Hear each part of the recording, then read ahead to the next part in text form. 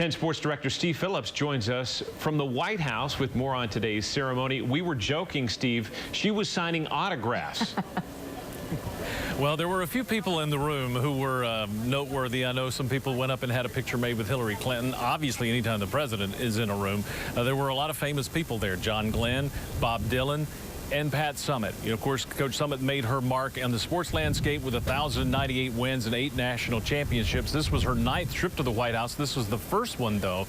That wasn't a team award. It was about her and that battle that she made so public a year ago as she fights against Alzheimer's. But President Obama, when he talked about Coach Summitt, talked about the accomplishments that she had athletically, but also the impact she had on people, including his own family.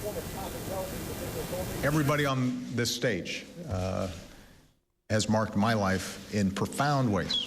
And I was telling somebody like Pat Summitt, you know, when I think about my 2 daughters who are tall and gifted, and knowing that because of folks like Coach Summitt, they're standing up straight and diving after loose balls and feeling confident and strong.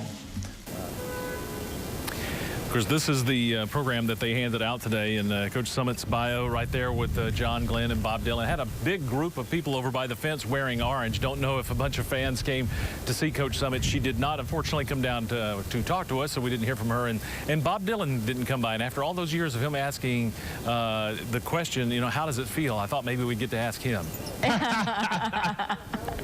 There you have it. Okay, we have to ask you, how did it feel for you to actually be there and watch this and be in the White House?